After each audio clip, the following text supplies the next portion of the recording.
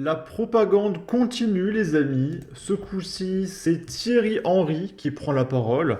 Comme toujours, derrière plein de sponsors, EDF, Crédit Agricole, Nike, Uber Eats, Orange, Intermarché, Coca-Cola, BetClick, Milka et plein de trucs. Il est quand même expert en politique, ce monsieur. C'est connu, d'accord?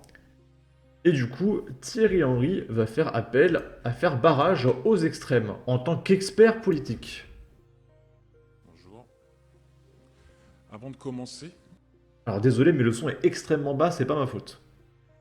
je pense que je sais déjà où on va certainement aller dans cette conférence de presse, donc je vais prendre les devants.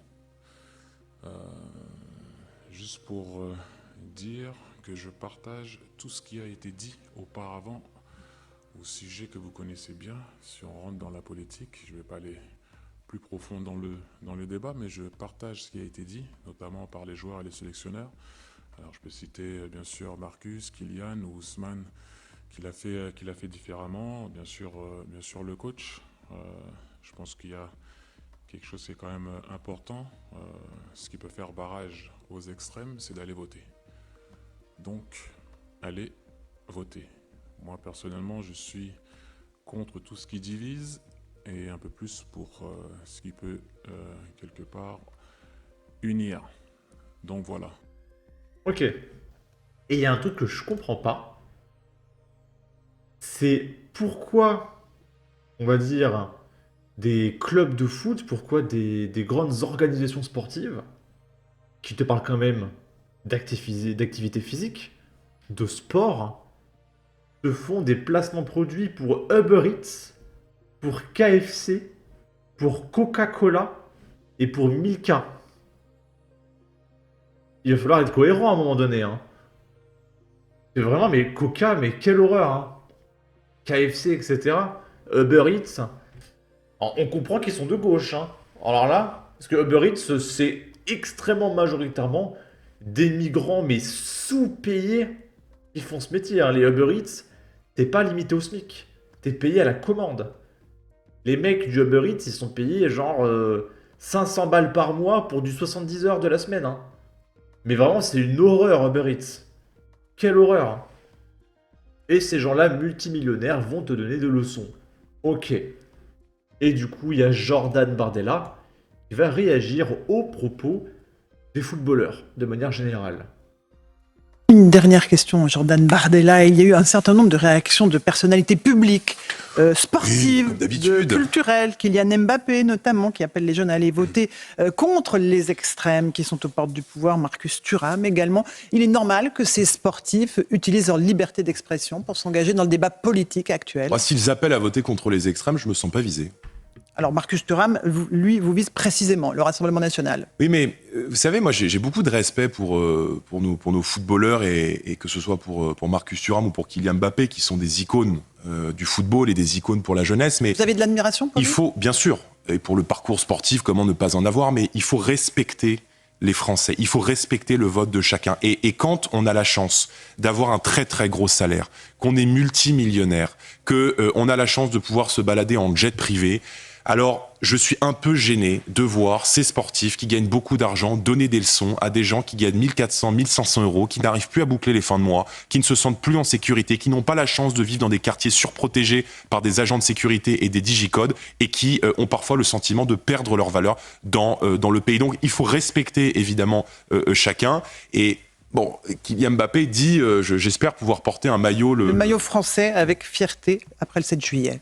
Je ne savais pas que le maillot de l'équipe de France était le maillot du gouvernement. Bon, je trouve ça un peu dommage. Mais bon, voilà, je pense qu'il faut vraiment respecter chacun. Et je suis pas certain que dans la période très difficile que traverse le pays, que traversent les Français, ces leçons de morale soient très appréciées par les gens. Il y a Ok. C'est insupportable, hein. En fait, j'ai lu un commentaire depuis tout à l'heure là. une dernière Mbappé a joué 8 ans pour le Qatar, là où aucun droit ne sont respectés, mais vomir sur la France, ça il sait faire. Je rappelle que pour, c'est quoi, la Coupe du Monde, ça a eu lieu au Qatar, là où c'est un massacre écologique. Le stade a été construit par des esclaves qui sont morts massivement. Des milliers de morts pour ça, des esclaves, des vrais esclaves. D'accord? Et au Qatar, je rappelle qu'il y a 50 naturalisations par an. 50. Il y a même des Qataris pure souche qui ne sont pas Qataris. C'est très dur d'avoir la nationalité là-bas. Et ces gens-là, qui organisent des Coupes du Monde au Qatar, qui coûtent la vie à des milliers de personnes, vont te donner des leçons de vivre ensemble. Mais vraiment, mais je leur vomis dessus, hein, ces gens-là. De toute façon, je suis pas le foot de base. Ça donne pas envie de suivre. Hein. Mais quelle bande d'hypocrites, mais c'est insupportable. Hein. Mais vraiment, hein. Quelle horreur, je leur vomis dessus. Encore une fois. Hein. Là, c'est... comment il s'appelle déjà? Laurence Ferrari, qui va réagir également. Bonsoir à tous et bonsoir à toutes. Bienvenue dans Punchline ce soir sur CNews et sur Europe 1. Dans ce grand village gaulois qui est plus que jamais la France et où depuis le 9 juin, tout le monde s'invective, s'envoie des poissons à la figure façon Astérix et nous des alliances hallucinantes, il ne manquait plus que l'entrée en scène des sportifs pour rajouter un peu de piment à la bagarre générale. De Kylian Mbappé à Marcus Thuram, sans oublier Isabelle Autissier ou encore Yannick Noah, les voilà au cœur de la mêlée, appelant à voter contre les extrêmes, ou plutôt contre l'extrême droite, en avançant à juste raison l'argument de la liberté d'expression pour promouvoir des idées qui, disent-ils, contribuent à rassembler plutôt qu'à diviser. Ils ont raison, pour autant que leur voix porte et compte dans notre pays. Si c'est le cas, comme on aurait aimé les entendre après les massacres du 7 octobre pour dénoncer l'ignominie du terrorisme. Comme on aurait aimé les voir à nos côtés, à la marche contre l'antisémitisme, pour dire non à la barbarie qui frappe chaque jour dans notre pays. Que nenni, il est bien plus commode de se donner bonne conscience du haut de son Aventin plutôt que de descendre au milieu de la plèbe, surtout lorsqu'il fait froid et gris dehors. En attendant, les Français tentent d'y voir plus clair dans un jeu politique qui leur donne le tournis entre ceux qui se prennent pour Astérix ou Panoramix, ceux qui ont des idées fixes, tout en sachant qu'il n'y a aucune assurance Tourix pour ce qui va se passer dans les prochaines semaines. Vraiment, la musique de CNews est tellement épique et elle est libre de droit. Ok. Et encore une fois, mais les gens de droite, on dirait qu'ils sont 500 fois plus intelligents que les gens de gauche. Hein. Quand tu vois les discours de Jordan Bardella et même de Laurence Ferrari, hein, qui est juste journaliste, à côté des mecs de gauche qui font facho, facho, extrême droite, barrage, barrage, oh la haine. Mais franchement, mais on dirait deux espèces différentes. Hein. Je refuse de croire que ce sont des homo sapiens à gauche, c'est pas possible, mais vraiment. Hein. C'est affligeant cette différence intellectuelle. Et là, il y a un mec qui a répondu à Squeezie et à Mbappé. On va lire tout ça, c'est assez long. Encore une fois, c'est quelqu'un d'intelligent, donc forcément, il y a du texte et des explications. Je ne vais pas utiliser 8 pages pour vous écrire ce qu'une citoyenne lambda a à vous dire. Vous n'avez jamais voulu parler de politique et entrer dans le jeu des partis, mais vous le faites quand même en essayant d'influencer les jeunes qui vous suivent. Vous dites vous-même que nous ne votions pour la gauche, la droite ou au centre, ça ne regarde que nous et nos idées. Mais alors pourquoi le faites-vous ici sur Instagram? C'est bien pour glisser vos idées. Je ne pense pas que les jeunes ont besoin des avis comme ceux de Squeezie ou de Kylian Mbappé pour savoir ce qu'ils ont à faire ou ne pas faire en leur âme et conscience pour voter ou non. Alors là, elle se trompe un petit peu parce que je pense que beaucoup de monde ne réalise pas à quel point les gens sont stupides, surtout en ce moment avec la génération TikTok. On avait vu des tags du Front Populaire qui disaient « Squeezie m'a radicalisé ». Vous vous rendez pas compte comment il y a des jeunes tellement demeurés que s'il y a un TikToker qui lui dit que sauter d'un pont va le rendre riche, il va sauter d'un pont. Hein. Vous ciblez le Rassemblement National, à savoir Monsieur Jordan Bardella, qui est un jeune comme vous, qui a des convictions et qui est loin d'être un dangereux individu et qui, en vérité, n'est tout simplement pas ma tasse de thé. Donc en gros, il n'est pas forcément pro-RN. C'est juste quelqu'un qui en a marre de cette propagande. Il y en a qui vont finir par voter le RN par esprit de contradiction à force, hein, à un moment donné.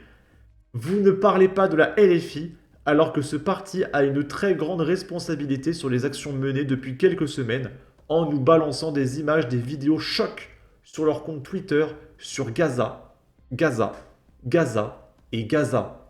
Nous sommes en France et j'aurais plutôt aimé que vos jeunes brandissent notre drapeau français, le drapeau de la France, qui a 3 couleurs, bleu, blanc, rouge. Ici, c'est quelqu'un d'autre.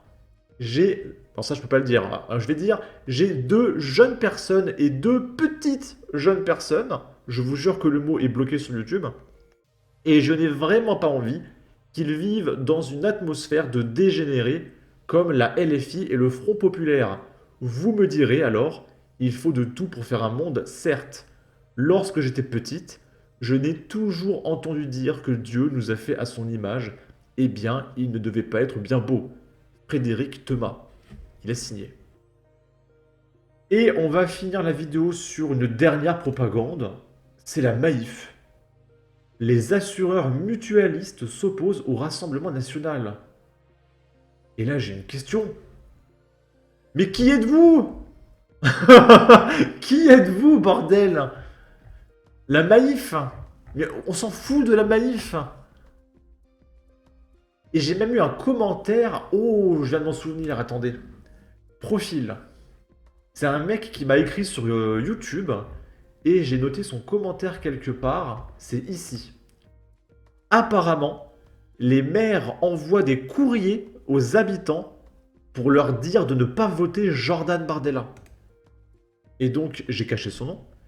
Cette personne me dit « Ma ville a voté à 44% pour le RN et le maire nous a envoyé un courrier pour nous dire que la droite, c'était très très méchant. Pour voter, on ne pouvait prendre qu'un seul papier et on devait le faire devant eux. » Donc en gros, c'est-à-dire que, par exemple, chez moi, tu prends un papier RN, un papier Front Populaire, tu vas dans l'urne et tu fais ton choix et personne ne sait qui tu as voté. Et dans sa mairie à elle, tu ne peux prendre qu'un bulletin et tu dois le faire devant tout le monde. Donc autrement dit, on te met la pression. Il faut montrer que tu es raciste, tu es très méchant. Montre-nous que tu mets un bulletin pour Jordan. Donc tu as une pression. Forcément, c'était des jeunes. Sûrement une tactique de dissuasion. Et moi, de toute façon, si je vais voter pour les législatives, et je dis si parce que je vais probablement faire une procuration, parce que je ne serai pas là, mais si c'est moi qui y vais personnellement, moi je prends le bulletin devant tout le monde, je m'en bats les couilles. Hein. Je le prends, regardez, je vote Jordan, je mets mon bulletin, rien à péter. Hein. D'accord? Et il y a un mec qui répond, évidemment, à prendre avec des pincettes, ça reste un commentaire, donc c'est source TKT, mais voilà. Mais en vrai, en y pensant, ça ne m'étonnerait même pas. Voilà. En tout cas, vraiment, mais ce niveau de propagande, on dirait vraiment les propagandes communistes qu'il y avait en Russie à une certaine époque. C'était ça Mao Zedong, bon, je vais le dire, je crois pas que ce soit interdit sur YouTube, mais Staline. Staline et Mao Zedong, c'était ça. Tu avais des propagandes où on montrait Mao Zedong, qui était absolument incroyable, beau, etc. Et les jeunes devaient apprendre à l'école que Mao Zedong était parfait. On est en plein dedans, hein. La Macronie est en danger, tu as tous les footballeurs multimillionnaires, les influenceurs, tiktokers, youtubeurs, etc. qui disent « Oh, ils sont très très méchants, les adversaires politiques. » Mais vraiment, mais c'est insupportable, les assureurs, etc., les maires, mais tout le monde. C'est insupportable, hein. Et on te parle de démocratie, mais j'ai jamais entendu un seul pays où lors d'une élection, tu avais toutes les institutions et toutes les stars qui parlaient de politique. C'est trop politisé. C'est trop politisé. Tout le monde parle de politique. Moi, ça me dérange pas de parler de politique parce que c'est mon métier. Et ce qui m'insupporte, c'est que partout, sur toutes les plateformes, n'importe quel influenceur qui fait poète-poète ou n'importe quel assureur ou maire ou quoi, partout, ça parle de politique. Mais c'est pas votre rôle, en fait. C'est insupportable. C'est indigeste, vraiment. Hein. En tout cas... N'hésitez pas à donner votre avis, votre opinion, à partager, liker, commenter, ça aidera au référencement de la vidéo sur YouTube. Abonnez-vous, suivez-moi sur Twitter et à la prochaine pour de futures vidéos. Ciao!